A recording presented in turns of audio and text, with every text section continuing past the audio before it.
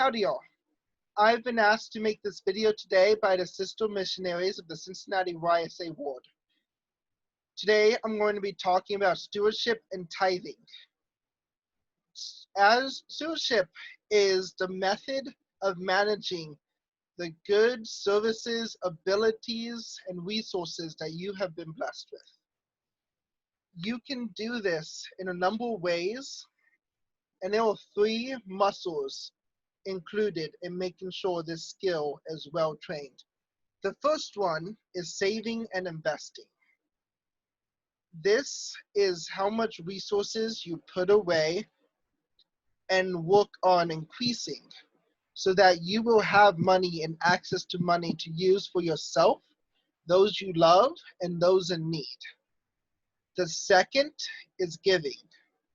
This is a big one where tithing comes in. Tithing is giving 10% of your income to your church or whatever organization of spirituality you have. This helps improve these skills so much because it forces you to look at your money and calculate 10% when a lot of the world, or at least America, won't even check how much money they're bringing in. Neither of the jobs I've had, I've looked and paid attention to how much money I was even making. And I can't even tell you those figures now. Tried to find them. The other thing is it works on building the muscle of giving. It gets you in the habit to, instead of trying to hold on and think that you have to control all the money you get, being able to give and get used to sharing what you have with others. The third one is spending. This one is more controversial because a lot of people automatically assume it's bad, which it's not. And this isn't even just talking about basic goods. This is being able to budget and spend money on yourself for what you want out of your own income. A lot of people will think it's wrong, especially if you're only spending 10% of your income, but you manage to be making a lot.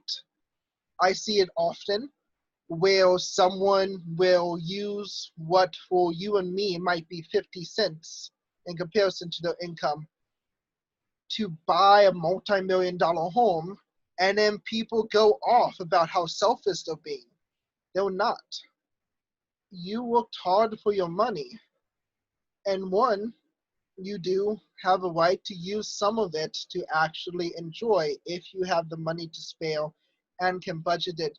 And 2, that will help increase the odds of you making more money and being a good steward with the money you have, because you can control your spending and you know there's a reward for your work instantly.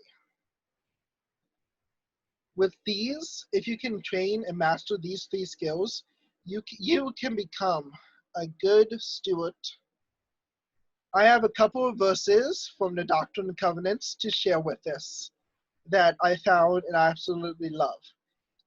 D&C 51:19 states, "And whoso is found a faithful and a just and a wise steward shall enter into the joy of his Lord and shall inherit eternal life."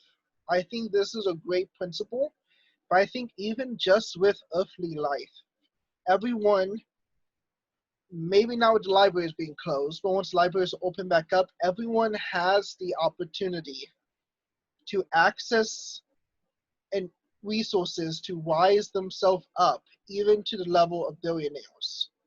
It's just a matter of work and learning and being able, instead of having failures, to see them as lessons to learn from and encouragement to move forward. The second verse is D&C 78:22.